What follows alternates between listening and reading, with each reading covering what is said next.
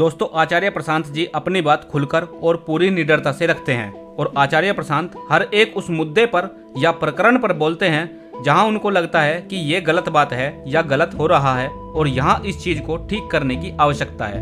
आचार्य प्रशांत जी से एक ऐसा ही सवाल पूछा गया कि फर्जी बाबाओं ने धर्म का ठेका ले रखा है और ऐसे ही बाबाओं ने धर्म का मजाक बना रखा है, जिसके कारण मेरा तो धर्म से भरोसा ही उठ गया है। क्या पता आचार्य प्रशांत जी भी ऐसे ही ढोंगी हो।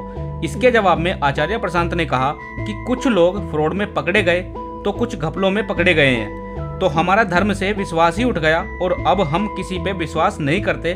वेदों उपनिषदों को भी हमने त्याग दिया है। भला इससे मूर्खतापूर्ण तर्क और क्या होगा।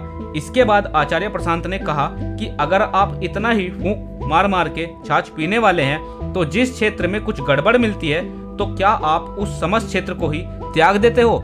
एक धर्म गुरु अगर झूठा निकल गया तो आप सभी धर्म गुरुओं और धर्म को ही छोड़ने को तैयार हो गए। 2-4 लोग हैं जिनका मैं नाम नहीं लेना चाहता, जो धर्म के नाम पर गलत क्रियाओं में पाए गए।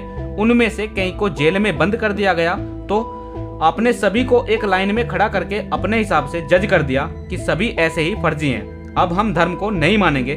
कहीं ऐसा तो नहीं कि ऐसे मामले सामने आए, कुछ लोग पकड़े जाएं और हम धर्म को त्याग कर उससे दूर भागे।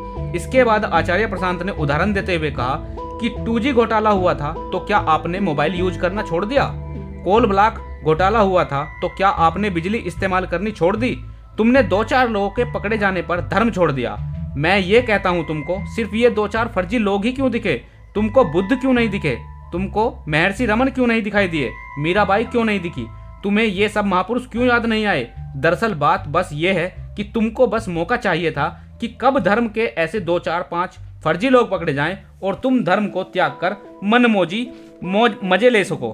क्योंकि धर्म के रास्ते पर चलोगे तो तुम भोगों के मजे कैसे लोगे, क्योंकि धर्म तो त्याग मांगता है और तुम त्याग करना नहीं चाहते और तुम्हारा मन भोगों में ही फंसा रहना चाहता है। तुम्हारा मन तो संसार की चकाचौंध में रम जाना चाहता है कि देखो कितनी सुंदर अप्सराएं हैं जो इंतजार कर रही है, और एक तरफ अध्यात्म है जो तुम्हें रोक रहा है। बस अध्यात्म के कारण हम उन पर टूट नहीं पा रहे, भोग नहीं कर पा रहे। भोग वृत्ति रंगीन मिजाजी तुमको फंसा रही है, आकर्षित कर रही है।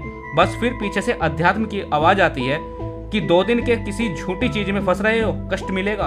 और जब भोग सामने हो और अध्यात्म की ये आवाज आए तो ये आवाज बहुत बुरी लगती है, क्योंकि ये भोग भोगने से रोक रही है। तो ऐसा करते हैं, इस अध्यात्म की आवाज को ही बदनाम कर देते हैं और यही करते भी हैं। और असली बात तो तुम बता नहीं रहे कि हमें अध्यात्म हमारे मन की रंगीन मिजाजी करने से रोकता है। सही बात तुम स्वीकार नहीं कर रहे।